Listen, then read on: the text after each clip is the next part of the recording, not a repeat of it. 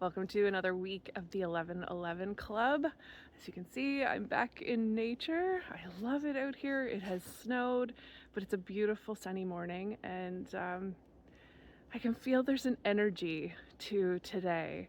Now, I usually record a week before you get it, so hopefully you've noticed the change of intention and the change of energy that just is filling the planet right now.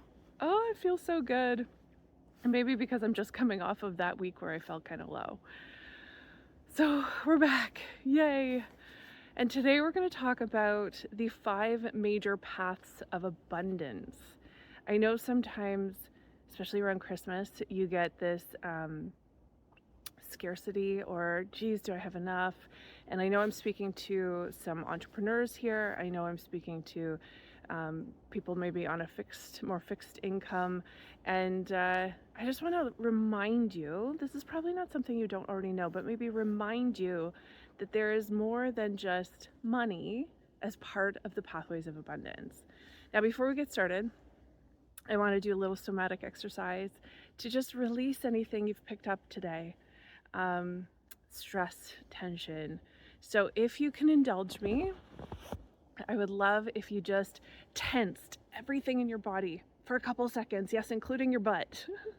Tense it all up. Tense, tense, tense. Your face, your arms, your legs, your belly, your back, your toes. Clench, clench, clench, and release. And take a deep breath. You can do it one more time if you want, just to make sure everything's gone. But you'll notice your muscles are feeling just softer now. And that's what I want you to be in, is a soft, receptive space in order to take in the teachings or the intuitive downloads that are coming through for today.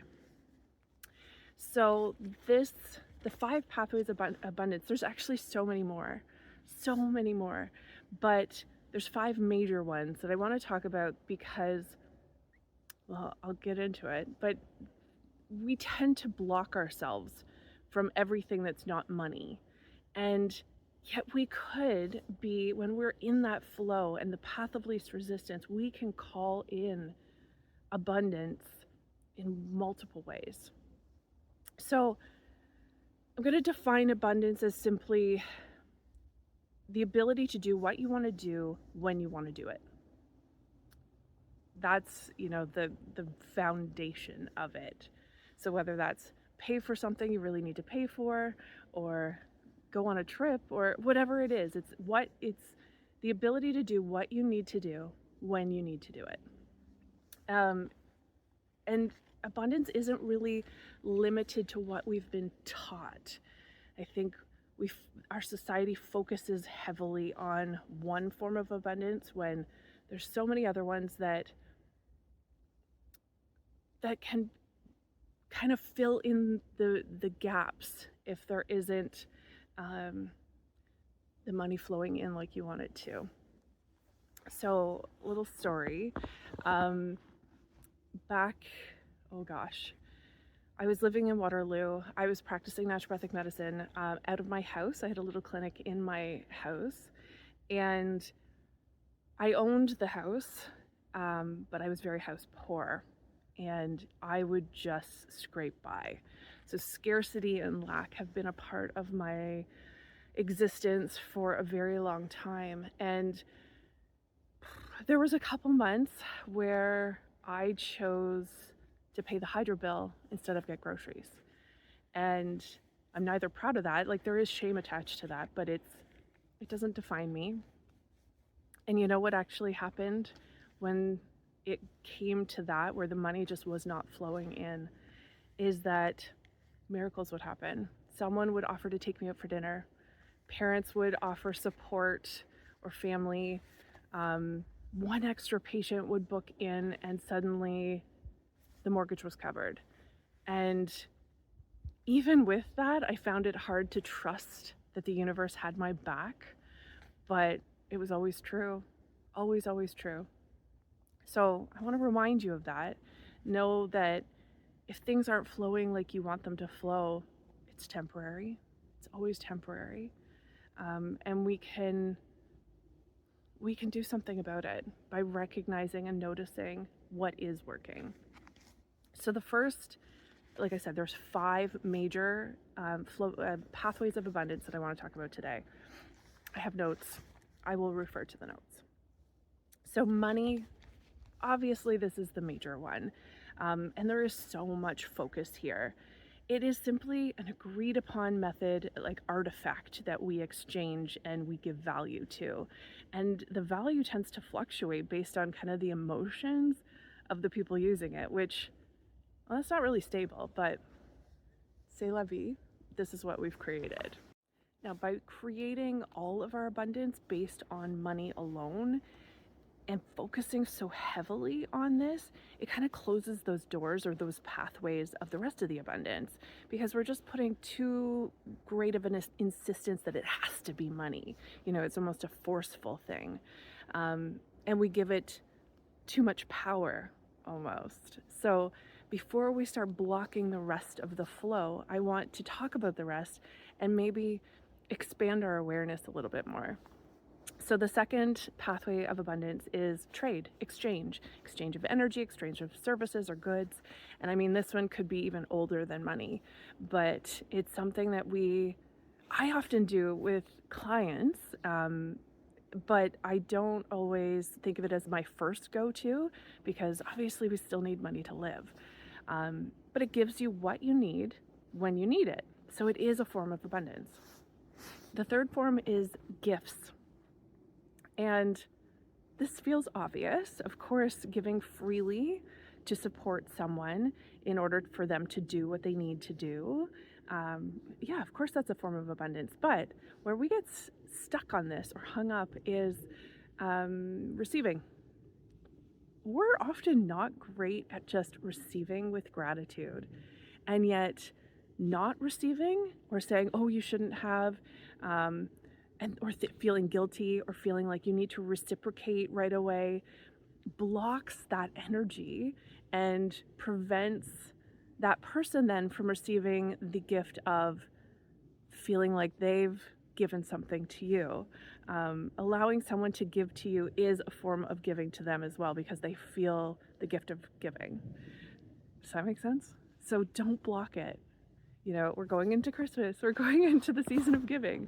So if someone gives you something and maybe you didn't get them something, or it's not of equal value, just say thank you. Thank you. The fourth one is synchronicity. So synchronicity is when you come upon the exact information, the exact person, the exact circumstance that you needed in order to stay on your highest path, the path of least resistance. And it feels almost miraculous, but when we are open to all pathways of abundance, you call this in. You can call this in at any time. And if you're open and noticing, you'll notice it happens kind of a lot.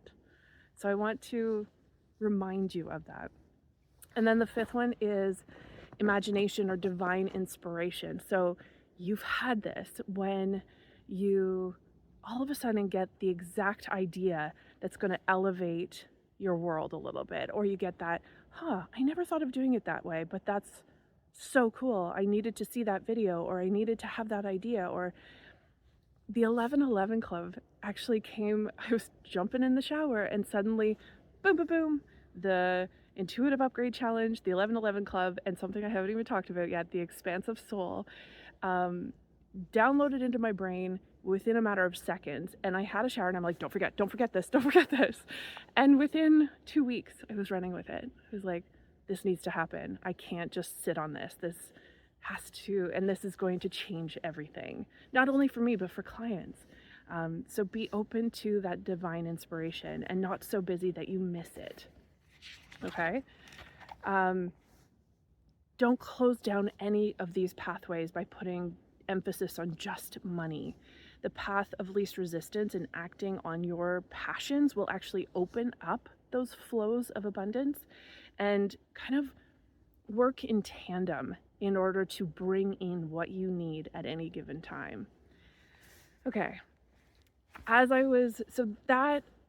Those teachings are kind of culmination. I'm always picking from people that I find inspiration in, and that one was Bashar. If you've ever heard of, there's a man named Daryl, and he channels an energy called Bashar.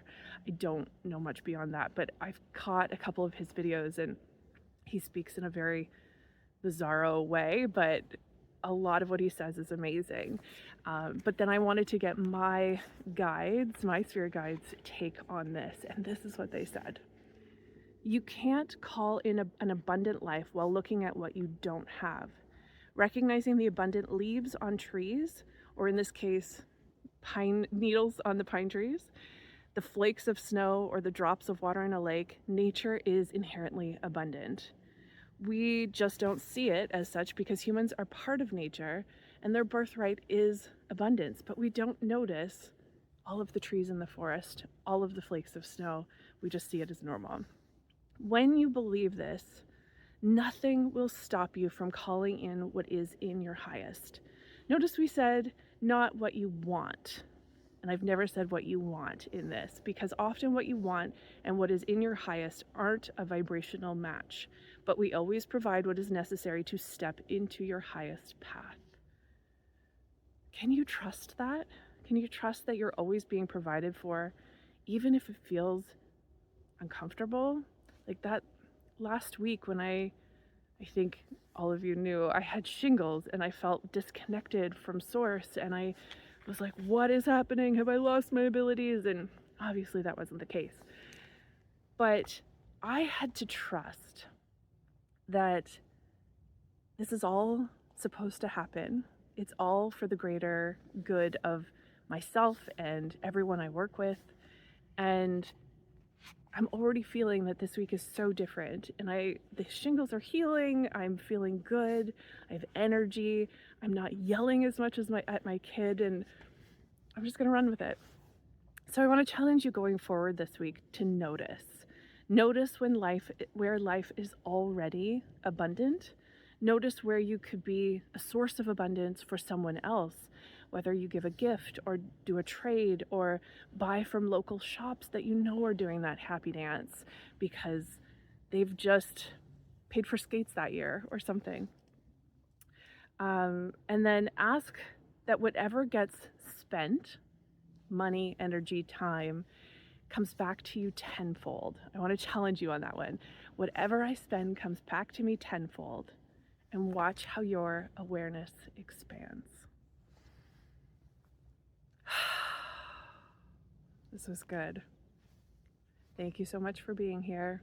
Tell your friends. I want this to reach as many people as possible. Love you.